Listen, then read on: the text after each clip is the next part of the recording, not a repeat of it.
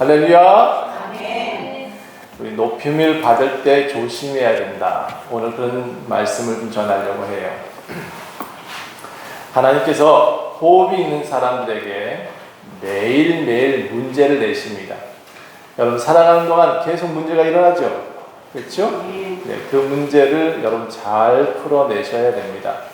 어떤 문제는 평생을 풀어도 안 풀리는 문제가 있고요.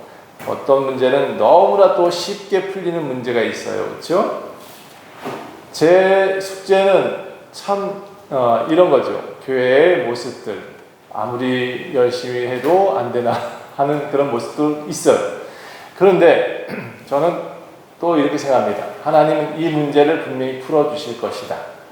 예, 반드시 우리 교회에도 사람들이 모여서 좋은 교회의 모습으로 남아질 것이다 라는 그런 생각이 저한테 있습니다. 하나님이 약속하셨거든요. 너를 번성케 하고 번성케 하겠다라고 분명히 하셨기 때문에 항상 그 기대에 저는 여기에 서고 있습니다. 자, 그런데 어떤 사람의 문제는 이렇게 안 풀리다 보니까 왜 나는 이렇게 꼬였을까? 왜 나는 인생이 이렇지? 잘 살고 싶은데 왜 나에게는 이렇게 나쁜 일만 생기는 걸까? 왜 나는 왜 이렇게 억울할까? 요즘 젊은 청년들이 이렇게 많이 얘기하고 있는 것 같아요. 억울하고 힘들다, 답답하고 짜증난다. 여러분 그 사람들이 왜 지금 답답하고 짜증나냐면 예수님을 안 믿기 때문이라고 저는 생각합니다. 교회에 안 오기 때문에. 그 문제의 해결은 문제를 내신 사람한테 있거든요. 문제를 낸 사람한테 문제를 풀어달라고 요청을 해야 되는데 안 되잖아요. 자기 힘으로 자꾸 하려니까 안 되는 거예요. 그래서 저는 어쩌면 문제가 이렇게 많은 이들한테 다가와서 가끔 저한테 묻습니다. 왜 나한테 이렇게 문제가 많습니까? 그거 당연한 거다라고 말을 해드려요. 당신이 살아가면서 문제 없이 살아가는 적이 언제 있더냐? 우리 어른들이 언제 문제가 없더냐? 우리 어른들은 6.25도 있었고 그전에는 일제치하도 있었고 우리는 계속해서 문제가 왔다. 밥 먹기 위해서 애쓰고 수고하고 날마다 나가서 일해야 되는 그런 문제들이 우리들한테 다 있다. 지금 너희들의 문제와 지금 어른들의 문제와 뭐가 다를까? 우리 어른들은 지금 뭐 하고 있어요? 여기도 봐. 젊은 사람들보다 어른들이 더 먼저 나오잖아요. 그렇죠? 하나님께 문제를 풀어본 사람들은 하나님께 나오는 거죠. 본래 하나님께서는 자기 마음대로 살도록 두지 않으셨습니다. 사람에게 자기 의지를 주셨지만 하나님은 사람이 자기 마음대로 살도록 허락하지 않으십니다. 우리는 모두 다 누구의 백성이라고요? 하나님의 백성이에요. 누가 우리의 아버지죠? 하나님의 아버지시죠. 그러니까 여러분 하나님의 뜻대로 살아야 돼요. 문제 해결은 하나님의 뜻대로 살면 된다. 성경은 사람을 그래서 하나님 뜻대로 사는 사람들을 복되다라고 성경은 말해요. 복된 사람이 되시길 바랍니다. 문제가 많다고요? 네. 다시 제가 말씀드려 볼게요. 과거에 어려움이 많았던 사람은 하나님이 반드시 큰 인물로 세우십니다. 과거에 어려움을 많이 일어났었다. 그래서 지금 모습을 보니까 좀 더 나은 삶을 살고 있다. 그럼 감사하셔야 됩니다. 그 문제가 다 여러분한테 단련이고 그 문제들이 모두 다 여러분 연단으로 생각하셔야 됩니다. 그래서 정금같이 나오리라. 그렇죠? 네, 정금같이 나올 수 있는 겁니다. 결국 여러분 앞에 보이는 이 문제들 지금 막 힘들어 어려워 이런 것들 사실 실제 문제가 아닐 수 있습니다. 예, 문제가 아닙니다. 그건 어차피 여러분이 거쳐야 될 단계고 과정일 수 있습니다. 아셔야 될 것은 삶은 언제나 어렵습니다. 네, 문제를 두려워하지 말고 이 방송 보는 이 친구들, 젊은 친구들한테 다시 얘기합니다. 문제 두려워하지 말고 도전하세요. 그냥 하세요. 예, 그냥 하다 보면 됩니다. 어쩌면 여러분의 인생이 아니기 때문에 됩니다. 지나고 보면 생각보다 이 문제가 아니었어 라고 생각할 때가 많이 있습니다. 여러분도 그랬죠? 예, 지나가 보니까 괜히 걱정하는 게 많았죠? 예, 당연히 다 잊어지고 생각보다 문제가 다 금방 해결됐던 것을 기억하실 것입니다. 그러니까 여러분 실망하지 말고, 문제가 있거든 제가 항상 얘기합니다. 뒷다리에 힘을 탁 주고 머리를 들어 까치발을 높여라. 이게 우리 기독교인들 어떻게 합니까? 문제가 있을 땐 어떻게 해요? 손 모으고 기도하고 하나님 하고 외치는 거죠. 그렇죠? 문제는 누가 냈다고? 하나님이 냈다. 그러니까 그 문제를 해결하기 위해서 우리가 까치발을 좀 들어야 돼요. 기도해야 돼요. 자, 조금 더 나은 삶을 위해서 우리는 실망보다는 기도를 선택합시다. 문제는 언제나 있으니까 하나님께서 그 문제 뒤에 항상 계신 것을 기억하셔야 됩니다. 오늘 주인공은 요셉입니다. 사실 며칠 전주만 해도 우리 요셉은 어디 있었어요? 감옥에 있었죠. 예, 감옥에 있었어요. 그리고 뭐라 그래요? 왜 나한테 이런 일이 있습니까? 라고 지금 한탄하고 있죠. 하나님 나를 구원해 주세요 라고 기도하고 있었습니다. 왜 나한테 이렇게 시련을 주십니까? 나는 죄를 범하지 않았는데 나는 억울합니다 라고 말하고 있었습니다. 죄도 없는 내가 왜 빚도 없는 이런 곳에 갇혀 있어야 합니까? 원망했습니다. 화가 많이 났어요. 요셉은 어둠에 있었습니다. 그런데 이 사람이 소리 지르는 거 봤나요? 성경에? 짜증내는 거 봤나요? 물론 자기가 이 갇힌 것에 대해서 억울할 수 있어요. 그런데 성경 어디에도 봐도 요셉이 하나님한테 삿대질했더라 라는 기록이 없어요. 뭘 했을까요? 저는 그 기간 동안 기도했을 거라고 생각해요. 제 경험인데 참 하나님 뜬금없어요. 하나님의 역사는 참 뜬금이 없더라고. 전혀 기대할 수 없는 날, 그리고 제가 다 포기했을 때 하나님은 이렇게 높여주세요. 반전을 이루어주세요. 따라합시다. 하나님은 반전을 이루십니다.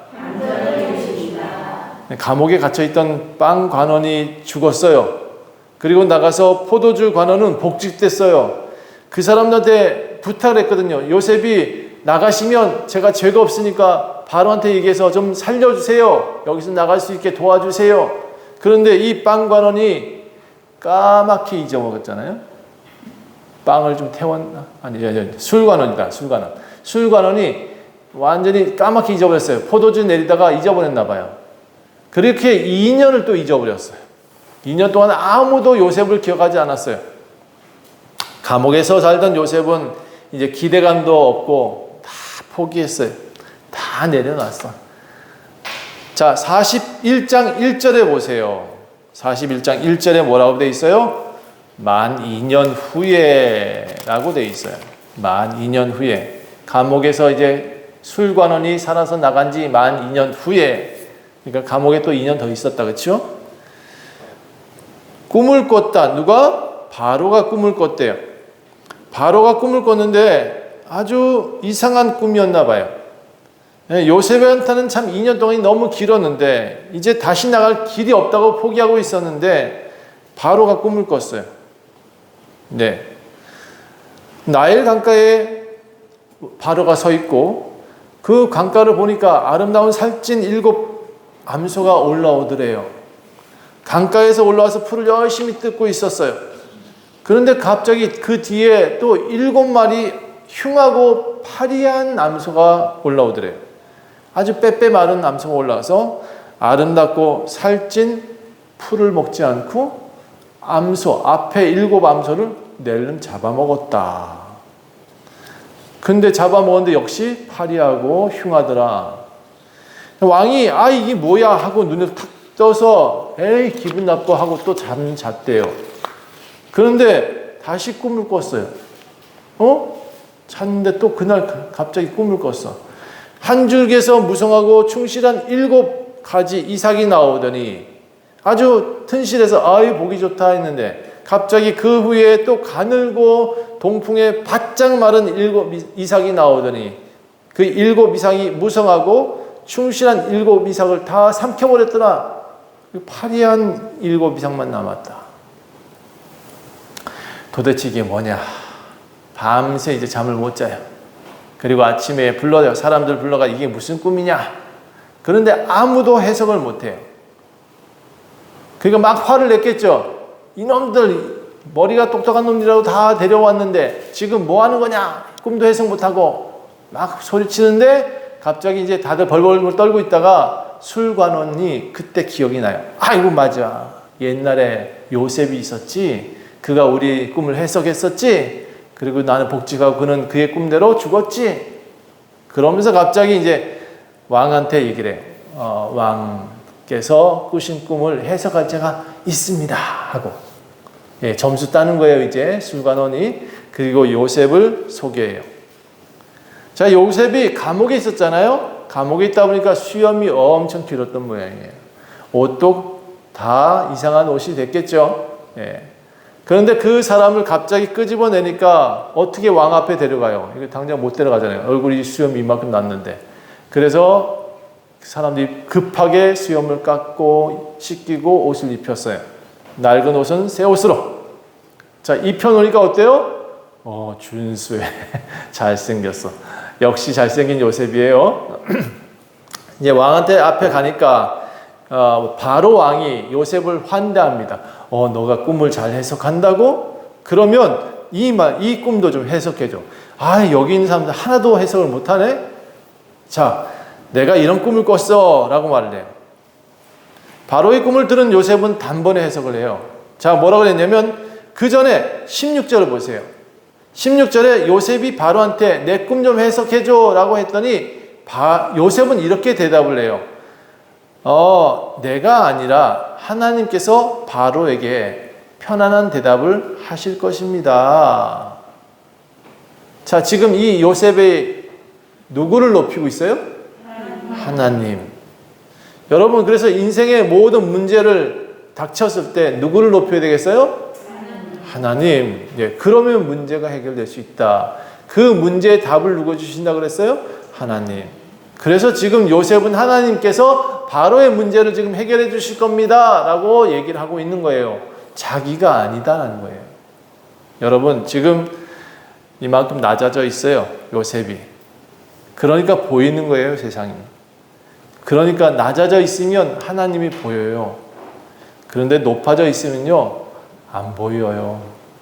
세상이 다 내 것처럼 다 시야가 좁아져 가지고 다 문제를 만들어내요. 그러니까 높아질수록 낮아져야 돼요. 그래야 하나님을 높일 수 있거든요. 그 하나님을 발견해야 문제를 해결할 수가 있어요. 바로의 꿈을 들은 요셉은 단번에 꿈을 해석해 줍니다. 살찌고 아름다운 7 암소는 7년 동안 풍년이 있을 것을 얘기하고 있습니다. 뒤이어서 나온 파리하고 흉한 암소는 7년 동안 흉년이 올 겁니다. 이 흉년이 오면 앞에 7년을 기억도 못하게 될 겁니다. 왜? 다 굶어 죽을 거니까. 자, 한 줄기 무성하고 충신한 7 이삭이 나왔다. 역시 7년 동안 풍년이 있을 것을 말합니다. 그 후에 가느고 동풍에 마른 7 이삭이 나왔다. 네, 그것도 역시 7년 동안 앞으로 대흉년이 있을 것을 예고하고 있습니다. 자, 이것이 2번 번갈아 꿈을 꾸었다고요? 네, 그것은 분명히 하나님께서 일어날 일이라고 가르쳐 주는 것입니다. 그러니까 여러분 밤에 자다가 2번 꿈 꾸면 좀 고민해 봐야 돼.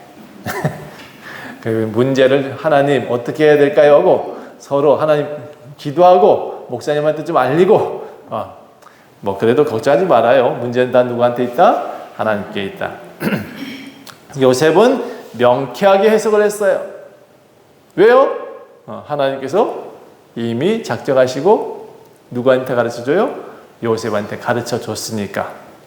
이제 바로께서 이제 요셉이 제안을 해요. 이제 꿈의 해석만 하는 게 아니라 제안을 해. 명철하고 지혜 있는 사람을 택해서 애굽 땅을 다스리게 하시고 7년 동안 흉년이 오면 그것을 잘 거두어 들여서 창고에 들이십시오. 그러면 이제 7년 뒤에 흉년이 오면 그것을 대비할 수 있습니다. 흉년을 대비할 수 있습니다. 너무 명쾌한 꿈의 해석, 그리고 명쾌한 대안을 내어놨어요. 어떻게 해야 돼요? 누군가가 아주 명철하고 지혜 있는 사람을 택해서 왕을 대신해서 애굽 땅을 다스리게 하십시오라는 이 말이, 이 바로의 해석이 너무나 마음에 들었어요. 바로는 그때 신하들한테 딱 돌아보면서 이 해석들을 모두가 다 좋게 여기니까 신하들 앞에 얘기를 합니다. 이와 같이, 여기 정말 중요한 성경 구절에 나와요. 이와 같이 하나님의 영에 감동된 사람을 우리가 어찌 찾을 수 있으리요. 여러분, 우리는 하나님의 영에 감동되어 살아야 됩니다. 아멘. 하나님의 영에 감동되어지면 문제가 해결될 수 있어요. 아멘. 여러분, 그 사람 하나만 있으면 나라가 바뀌어요. 예, 그 명철한 사람 하나가 있으면 세상을 바꿀 수 있고 가정도 바꿀 수 있어요. 명철한 한 사람이 되시기를 간절히 축원드립니다. 하나님의 영에 감동된 사람이 되기를 간절히 축원합니다. 그리고 이제 그 당시 차고 있던 인장 반지가 있어서 바로가 아끼던 쏙 빼가지고 요셉한테 콱 껴요. 그리고 이제부터 너가 애굽의 총리다라고 그를 높여줘요. 그때 요셉 나이가 몇 살이냐 그러면 30살이다라고 되어 있어요. 아주 어릴 적에 팔려왔는데 벌써 오랜 시간이 지난 거예요. 보디발의 집에서도 종살이를 오래 했고 또 감옥에 오래 갇혔었고, 그러니까 이 요셉이 팔려올 때쯤 나이가 한 15세쯤 아마 됐다 그러면 15년을 지금 거기서 사는 거예요. 자, 이만큼 나이가 먹었어요. 그런데 그 사이에 한 10년은 감옥에, 10년 이상 종살이하고 감옥에 갇혀 있었던 것 같아요. 그런데 딱 30살 되던 해, 하나님이 이렇게 갑자기 확 높여주시는 거예요. 제가 이 경험을 언제 했냐. 저도 31살 때 목회자가 됐어요. 그 전만 해도 되게 어렵게 살았어요. 예. 이 집에서 여름 이불을 덮고, 저 집 가면 겨울 이불 피고, 여름 이불은 저 위에 올려놓고. 그렇게 살았었어요. 그리고 나는 왜 이렇게 살고 있을까? 나는 왜 이렇게 하나님이 핍박을 주실까? 나는 왜 이렇게 하나님이 계시다 그러면 나한테 이렇게 어려움을 주실까? 막 원망하던 청년이었어요. 근데 31살 때 목회자가 되어지면서 모든 것이 다 변했어요. 하루아침에 해도 바뀌고 별도 바뀌더라고요. 세상이 바뀌었어요. 사람의 위치가 바뀌더라고요. 그리고 대화법이 바뀌고 생각이 바뀌고 말하는 방법도 바뀌고, 전 그랬어요. 자, 어쨌든 요셉이 30살 때 총리가 됩니다. 갑자기 어제까지만 해도 감옥에 있던 이가, 어제까지만 해도 전혀 가망이 없던 삶이 이제 하나님이 높이시니까 단번에 높여지더라. 네. 여러분, 저는 하나님이 일하시는 것을 보면 대부분 이렇게 일을 하시는 것 같아요. 나는 안 돼. 나는 못해. 나는 할 수 없어가, 하나님은 갑자기 나를 통해서 전혀 다른 방향으로, 전혀 다른 모습으로, 전혀 다른 삶을 살게 해주시는 거예요. 문제 해결은 너무나 쉽다 됐습니다. 그렇죠? 누구한테 있으면 문제 해결이 있다고요? 하나님께 가면 문제 해결이 된다고. 제가 믿는다고 했더니, 하나님 삶을 살겠다고 했더니 인생을 바꿔주시는 결과를 낳았습니다. 물론 통장에 맨날 돈을 더 많이 주셨다, 그런 건 아니에요. 그건 아닙니다. 그런데 제 삶의 모습을 바꿔주신 것은 분명합니다. 자, 이런 경험들을 반복하게 되면 여러분, 하나님을 부정할 수가 없게 돼요.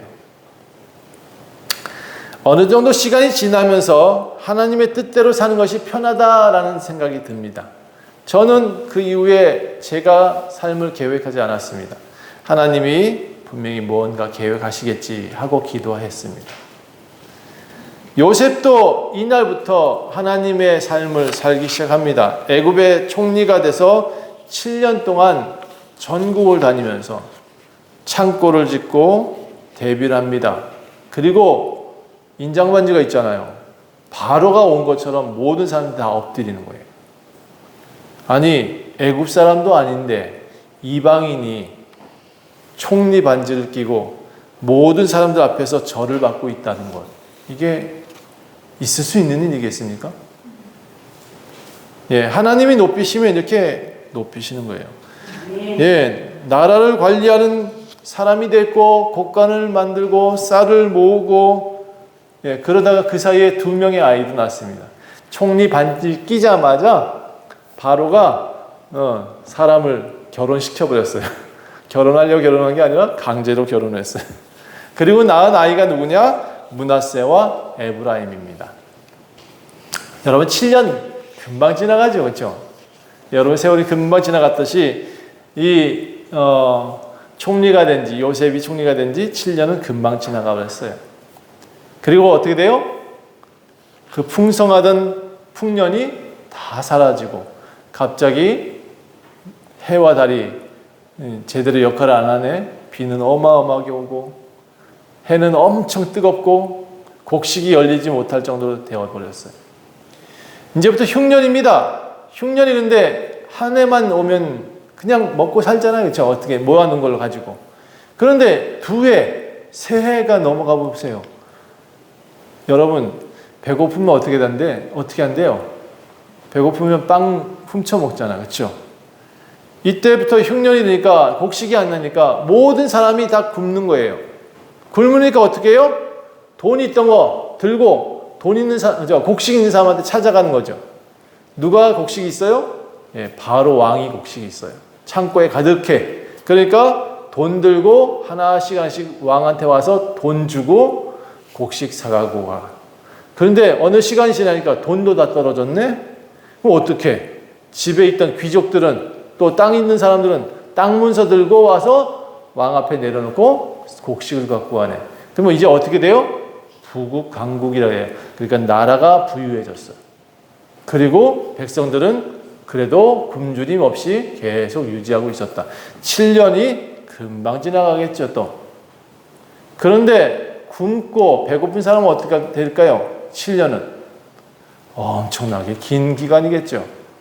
그 중에 누구는 죽을 테고 누구는 아마 험악한 삶을 살고 있을 것 같아요. 자, 그 7년 사이에 어떤 이제 애굽만 흉년이 온 게 아니라 야곱의 집도 아들들, 요셉의 형제들이 살고 있는 땅도 흉년이란 말이에요. 그러니까 어떻게 해요? 바로한테 곡식이 있다. 그러니까 가서 사와. 야곱이 그렇게 말합니다.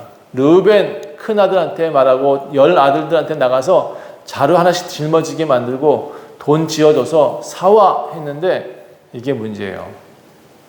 자, 가보니까 누가 총리라고? 가보니까 누가 총리인지 모르지. 지금 이제 이 10 아들은 누가 총리인지도 몰라. 가보니까 누가 어떤 관리가 하도 소리를 질러대는 거야. 이제. 요셉은 딱 이 형들이 다 도착했을 때 알아봤죠. 형들이 왔어. 드디어 왔어. 드디어 왔구나. 그런데 이 형제들은 요셉을 알아봐요? 못 알아봐요? 못 알아봐. 어릴 때 지금 팔아버린 동생을 어떻게 알아봐요? 성인이 된 이 동생을.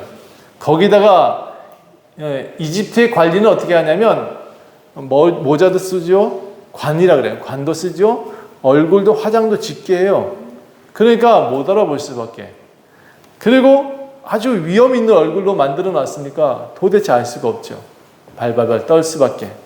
총리는 그런데 이 형제들을 쉽게 곡식 주고 보내질 않습니다. 요셉은 이 형들을 붙잡아둘 계략을 세우죠. 그리고는 갑자기 정탐꾼들이 왔다라고 소리 지르고 그들을 모두 다 감옥에 가두어 버립니다. 내가 점을 잘 치는 줄 모르냐 하면서 막 위협을 하고 이 10 형제들을 다 가둬버려요. 그리고는 이유도 없이 갑자기 막내 아들은 왜 안 왔어? 뭐 이렇게 호통을 치는 겁니다. 그러니까 벌벌벌 떨죠. 3일 정도 감옥에 가둬두고 한 사람만 남겨두고 그럼 돌아가 하고는 시몬 한 사람은 붙잡아두고 돌려보내려고 합니다. 그래, 너네들 분명히 돈 주고 곡식 사고 가 했는데요. 이 사람들이 지금 감옥에 갇힐 때 덜덜 떨면서 이런 얘기를 해요. 우리가 요셉 팔아먹은 죄값을 지금 받는 거 아닐까? 막 그러면서 한탄을 해요. 그런데 요셉은 그 소리를 다 듣고 있었어요. 그리고 시몬을 가두고 곡식들 다 채워서 9명을 돌려보내요. 그런데 집에 가는 동안에 이제 여관에서 참 자야 되잖아요. 며칠 가야 되니까. 근데 여관에서 자다가 데리고 온 동물들이 있으니까 곡식을 꺼내서 좀 주려고 했더니 갑자기 이 곡식자루 안에 돈이 들었네. 분명히 우리가 들고 간 돈이 그대로 들어있는 거예요. 이걸 보자마자 사람들이 더 떨어. 이게 도대체 어떻게 된 거야? 이게 어떻게 된 거지? 다들 머리가 정신이 다 나갈 정도로. 그런데 어떻게 해요? 일단 집에 가야지죠. 어쨌든 이렇게 단식을 하면서 우리한테 왜 이렇게 시련을 주십니까? 막 이렇게 외치면서 집에 돌아와서 아버지한테 다 얘기를 해요. 이렇게 했는데요. 어떻게 하다 보니까 이렇게 곡식을 갖고 가고 돈도 들었고 더 큰일 난 게 뭐냐면 베냐민을 데려오래요. 해필 막내를 데려오래요. 그 사람이 뭘 어떻게 아는지 갑자기 우린 얘기도 안 했는데 막내를 데려오라 그러잖아요. 큰일 났어요. 아버지는 그때부터 이제 10아들 르우벤부터 시작해서 막 소리를 칩니다. 이놈의 자식들아, 내가 쌀 가지러 오랬지, 곡식 가지고 오랬지, 응? 너네들 이렇게 아버지한테 불효를 할 수가 있어? 아마 욕이란 욕은 다 한 것 같아. 하루 종일. 그날 아주 르우벤부터 10아들은 다 세워놓고 벌 쓰면서 아버지한테 욕을 듣고 있습니다. 베냐민을 내가 요셉도 잃었는데 이제 시몬도 잃고 베냐민도 잃으라고 하면서 화를 내면서 베냐민을 그때부터 집에 또 꿰차. 옛날에 요셉을 꿰차고 있었지. 꿰차고 절대 밖에 못 나간다. 못 데려가. 안 돼. 내가 죽는 한 있어도 안 돼. 그리고 야곱은 장막 밖에 나오질 않아요. 아주 베냐민 껴차고 야 베냐민 먹어. 걔만 끌어안고 몇 날 며칠 먹여요. 그런데 어떻게 돼요? 곡식 갖고 온 건 금방 떨어지잖아요. 그렇죠? 곡식은 금방 떨어져요. 데리고 가야 됩니다. 아버님. 베냐민 데리고 안 오면 시몬 죽습니다. 아니 시몬 죽기보다 지금 당장 배고파서 우리가 죽겠습니다. 보세요. 지금 저희 자식들도 많고 지금 손자들 이렇게 많은데 다 굶어 죽일래요? 아버지를 그때부터 또 설득하고 또 몇 날 며칠 설득했는데 곡식 다 떨어질 때까지 배가 다 쫄쫄 굶을 때까지 또 아버지는 베냐민 내놓을 생각이 없어요. 자, 그렇게 마지막 이제 다 떨어지고 르우벤이 나서서 아버지 우리 가야 돼요. 베냐민 데리고 가야 돼요. 안 그러면 우리 다 죽습니다. 예, 굶어 죽어요. 그러니까 아버지도 지금 몇 날 며칠 굶었거든요. 그러니까 이제 결국은 이제 아버지가 이렇게 얘기를 합니다. 그래, 알았어. 베냐민 죽으면 어쩔 수 없지. 여러분, 살다 보면 쥐고 있을 때가 있지만 놓아야 할 때가 있습니다. 여러분, 다 쥐고 있는다고 그게 내 거 되는 거 아닙니다. 지금 야곱은 얼마나 거부인지 몰라요. 뭐 가질 것 많이 가지고 있는 사람이에요. 12아들도 낳았으니까 얼마나 부유한 사람이야. 생각보다 아주 잘 살고 있죠. 그런데 꽉 틀어지고 있다고. 옛날에 요셉을 그렇게 틀어지고 있더니 옛날 또 라헬을 붙잡고 있더니 이제는 이 사람이 변화돼서 이스라엘이라는 이름을 받고 있음에도 불구하고 계속 붙들고 살아요. 제가 보니까 기독교인들도 좀 잘 살게 됐잖아. 뭐든 다 복되고 행복해 보여. 그런데 딱 한 가지를 안 하고 있어요. 다 지켜요. 부자 청년한테 말씀하셨죠. 너가 다 지켰지? 그래, 다 지킨 거 알아. 그런데 한 가지 안 지키고 있어. 너 가진 재산을 나눠서 가난한 사람들 주고 나를 따라와. 이걸 못해요. 한국의 기독교인들 다 똑같아. 부자 되고 잘 살아. 큰 교회는 얼마나 큰 교회는 돈이 많은지 모르겠어. 버스도 몇 대고 사람들 우르르 태우고 다녀. 근데 어렵고 힘들고 지금 조금만 도와주면 될 교회들이 어마어마하게 많은데 그 교회들을 도와주질 않아. 그거 돈 걷어가지고 뭐예요? 커다란 집죠. 어디 수양관 짓는다고 수양관 집. 우리 교인들 복지를 위해서 짓는데 전 허울이라고 생각해요. 그건 말도 안 되는 얘기예요. 잘 살면 다 놀러 갈 때 많아. 왜 굳이 교회가 수양관 짓고 뭐 그렇게 짓고 하냐고. 저는 반대입니다. 그리고 여기 있는 사람들, 지금 베냐민이 이제 마지막 베냐민도 내놔야 돼. 야곱이 베냐민도 내놔야 돼. 이제 모든 걸 다 내놓을 수밖에 없는 환경이에요. 라헬도 잃었고 요셉도 잃었고 이제 베냐민도 잃어야 되나? 그런데 그 아이를 내보내고 르우벤한테 딸려보내고 야곱은 그때부터 뭐 했을까요? 금식했겠지. 내가 죽을래 하고 떼썼겠지. 결국 여러분 다 내려놓고 나야 그때 하나님이 이유가 보일 거예요. 하나님의 이유는 그때 보여요. 아마 스트레스가 아마 어마어마했을 거야. 그 기간 동안 베냐민을 떠나보내고 야곱은 폭삭 늙었을 거예요. 예. 그런데 그 아픔도 이유가 있더라. 요셉이 감옥에 갇혀서 오래 있었던 것도 이유가 있었더라. 여러분의 문제가 있는 것도 이유가 있더라. 삶의 문제들도 다 이유가 있다. 결국 자식도 모두 다 하나님 것입니다 하고 내려놓아야 됩니다. 내려놓아야 돼요. 그 자식들 다 붙잡고 살면서 그 자식들한테 기대하고 살면 안 돼요. 나이 드실수록 자식 기대는 버리십시다. 어쩌면 그 하나님께 기도할 때 이렇게 기도하시면 돼요. 하나님, 저 자식들 다 하나님 거니까 하나님 마음대로 사용하시고 하나님 마음대로 이끌어 주세요 하고 그렇게 기도하는 게 더 현명할 거라고 생각합니다. 야곱의 아들은 다시 총리 앞에 엎드립니다. 예, 베냐민 데리고 갔죠. 총리가 누구라고? 요셉이잖아요. 그렇죠? 동생 베냐민을 요셉이 봤어요. 형이. 보니까 어떻게 해요? 복받쳐 울어요. 애를 어떻게 보고 있을 수가 없어.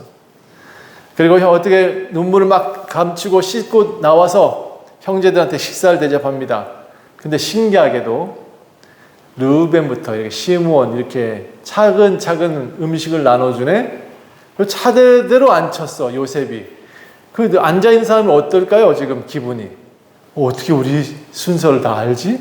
어떻게 이렇게 나눠주지? 그러면서 불안해.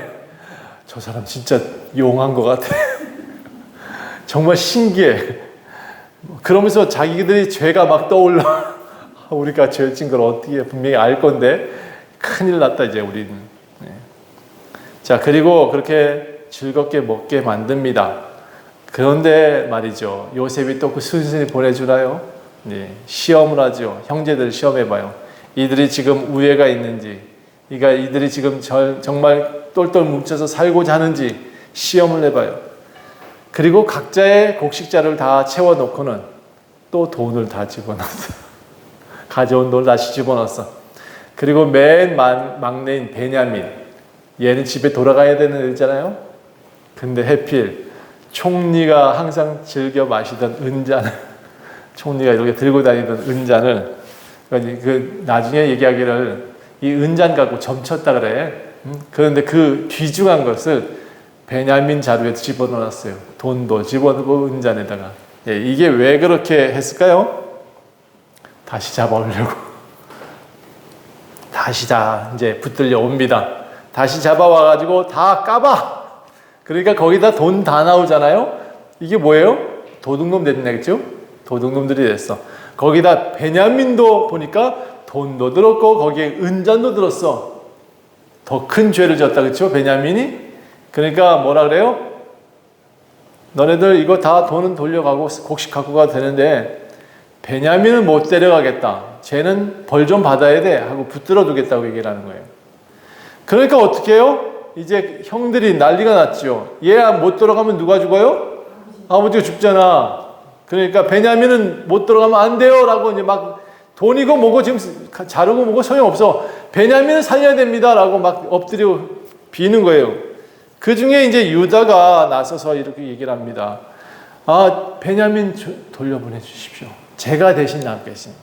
제가요 여기 와서 종 노릇하고 노예 생활할 테니까 베냐민은 돌려주십시오 라고 말을 해요. 옛날에 요셉을 누가 살렸죠? 유다가 살렸죠. 이 사람이 구원자가 된 이유가 있어요. 집안에 베냐민을 살리잖아요. 베냐민도 살려주십시오. 내가 노예가 되겠습니다 하고 나선 사람이 유다예요. 결국 유다의 계보로, 유다와 다말의 계보로 예수님이 태어나요. 그러니까 사람을 구원하는 집안에 누가 난다? 의사도 나고, 사람을 구원하는 사람들 중에 어떤 사람이 나요? 존귀한 사람도 난다. 세상을 구원할 사람도 날 수 있어요. 그럼 어떻게 해야 돼요, 여러분은? 유다처럼 모든 사람들을 구원하려고 노력해야겠죠. 예. 그래야 여러분 집안에서도 위대한 인물이 나오는 거예요. 자, 구원하려는 집안에서 예수님이 태어났다는 사실을 꼭 기억하셔야 돼요. 이 모습 보고 요셉은 형제들에게 이제 시험이 끝난 걸 알았습니다. 아, 끝내야겠구나. 저 형제들이 똘똘똘 뭉쳐서 이제는 살려고 노력하는구나. 이제 베냐민을 살리려고 노력하고 있고, 저 아버지를 살리고자 저렇게 부르짖고 있으니, 다 울고 있으니 용서해야겠죠? 용서해야 돼요. 자기는 고생했지만 형제들의 그 똘똘똘 우애에 있는 모습 보고, 서로 아낄 줄 아는 모습 보고 이제 용서를 결정합니다. 그리고 형들 앞에 나서서 모자를 던져버리고, 나 형제 요셉이야. 그렇게 밝힙니다. 형들은 지금 요셉이란 말에 더 놀래. 요셉이 총리가 됐다고? 이러면 잘못하면 어떻게 돼요? 더 죽겠구나. 그렇게 생각하겠죠. 그러나 그 형들을 반기면서 이렇게 말을 해요. 요셉이 창세기 45장 5절을 한번 보세요. 이제 한번 찾아봅시다. 창세기 45장 5절. 대인배가 돼야죠, 그렇죠? 예, 아주 인격적인 사람이 되고 아주 훌륭한 사람이 됐습니다. 이 말 한마디가 그 요셉을 아주 훌륭하게 만들어요. 45장 5절 함께 읽겠습니다. 당신들이 나를 이곳에 팔았다고 해서 근심하지 마소서, 한탄하지 마소서. 하나님이 생명을 구원하시려고 나를 당신들보다 먼저 보내셨나이다. 네, 먼저 보냈어요. 그러니까 그렇게 말하자 그제서야 형제들이 안아줍니다. 아유, 고맙다 요셉, 내 동생, 내가 미안하다. 막 엉엉 울어요. 내가 그렇게 하지 말았어야 됐네. 막 울어요. 그런데도 이 형제들은 나중에 집에 돌아가서도 들들들 떨어요. 자기들이 한 죄가 있으니까. 자, 이후에 애굽 왕 바로가 이들 가족들을 다 초대해서 부릅니다. 다 데리고 와. 그리고 다 데리고 와서 바로 왕 앞에 섭니다. 그리고 바로가 야곱한테 묻습니다. 야곱이 지금 나이가 굉장히 많이 됐는데 성경이 뭐라고 했냐면 나이가 얼마입니까? 라고 물으니까 야곱이 이렇게 대답해요. 내 나이가 나그네 길 130년 살았습니다. 무슨 길 살았다 그래요? 나그네 길이라고 그래요. 나그네 길. 여러분, 우리가 살면서 오래 살아도 나그네 삶입니다. 나그네 길 130년 살았대. 그런데 뭐라고 표현하냐면 내 나이가 얼마 못 돼요. 우리 조상들에 비해서는 내 나이는 아무것도 아닙니다. 그런데 한마디 더 붙여요. 나는 참 험악한 세월을 살았습니다. 야곱이 어떤 사람이었죠? 에서 발목 잡았던 사람이었어요. 고생 많이 했죠. 40살 돼서 어디를 도망가요? 40세까지 어쨌든 도망 다녔죠. 그리고 다시 집에 돌아와서 어떻게 해요? 야곱은 열심히 자녀들 키웠지만 라헬 죽잖아요. 자기가 원하는 삶이 안 되어져요. 평생 살라고 애쓰고 수고했지만 평생을 절었어요. 다리 절어야 됐어요. 그리고 애를 하나씩 잃래. 요셉을 잃지요. 그 다음에 곡식 구하러 가라 했더니 시몬도 잃고 왔네. 거기다 막내 아들 베냐민도 이제 가장 희망으로 살고 있었던 이 베냐민도 잃어버렸어요. 다 잃어버리고 다 내려놓고, 그래서 결과적으로 험악한 꼴도 다 봐서 흉년이 들어서 아이들 다 잃어버릴 뻔하고 애들하고 싸우기도 대판 싸우고 평생 아마 싸움을 다 했던 것 같을 거예요. 그렇게 130년 지나고 나니까 바로 앞에서 내 나이가 얼마가 됐습니까? 라고 물었을 때 난 나그네 길을 살았고요. 나는 험악한 세월을 살았습니다. 라고 고백을 해요.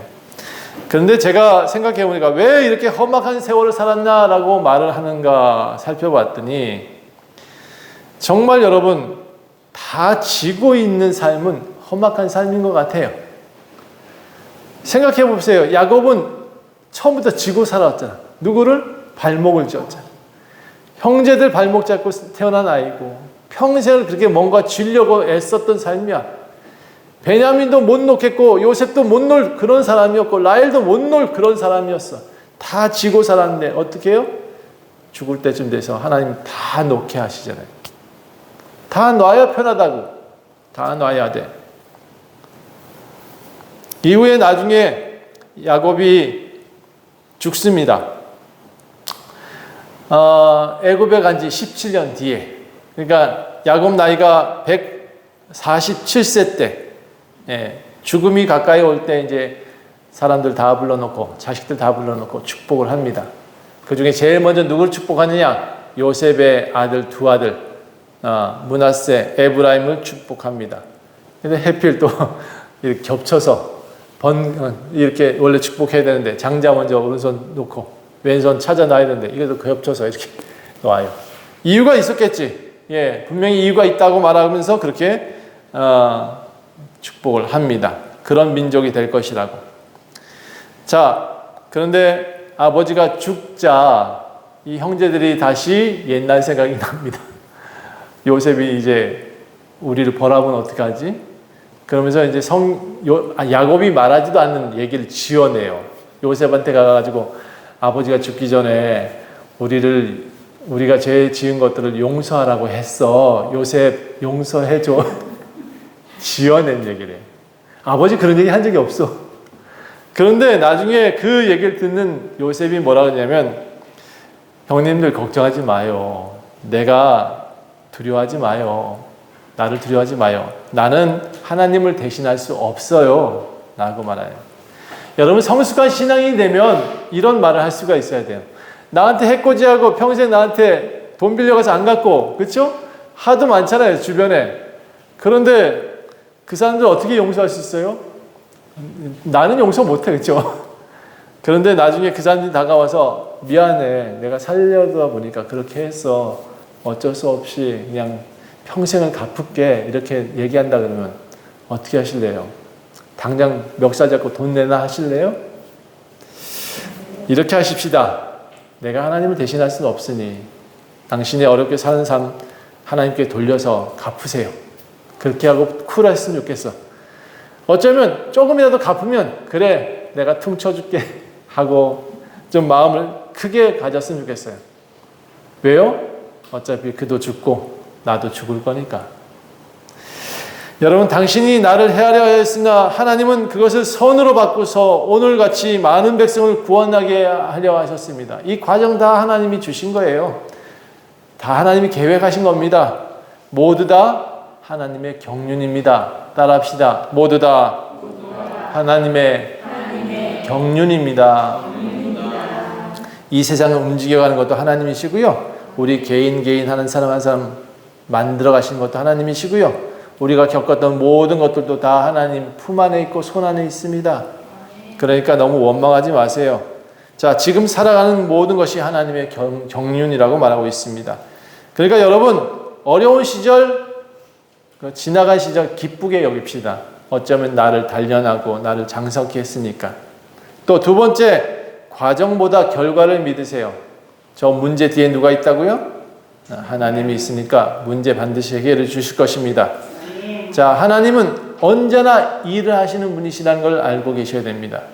그리고 이렇게 높아졌을 때 요셉처럼 하시길 바랍니다. 요셉은 높아졌는데 어떻게 해요? 용서하잖아요. 높아졌는데 어떻게 해요? 사랑하잖아요. 그들을 다 품잖아요. 이 형제들한테 뭐라 그러냐면 내가 당신들의 자녀를 다 기르겠습니다 라고 말을 해요. 왜? 자기는 지금 총리니까. 자, 그래야 오래 사랑받습니다. 제가 위정자들한테 부탁합니다. 절대로 높아지거든 겸손하십시오. 항상 낮은 데 보고 사십시오. 그래야 장구할 수 있습니다. 모두 또 나이가 드셨거든 내려놓을 줄 아셔야 됩니다. 하나님 뜻을 따라 살아가십시오. 험악한 세월 살았죠. 왜 험악해졌느냐? 라헬도 붙잡고 요셉도 붙잡고 베냐민도 붙잡고 재산도 붙잡고 다 붙잡아 살려는 그 의지 때문에 야곱은 뭐라 그랬어요? 험악한 세월을 살았습니다 라고 말하는 거예요. 다 내려놓으면 편해요. 좀 내려놓고 사십시다. 좀 여유있게 사십시다. 그리고 말 한마디도 좀 더 깊게 합시다. 행복하게 해줍시다. 예, 그렇게 해줘야 사람들이 그도 편하고 나도 편한 거예요. 험악한 세월 살지 말고 조금 내려놓고 주님 뜻대로 살아가시기를 간절히 축원합니다. 기도하겠습니다. 하나님, 우리가요 욕심이 좀 많아요.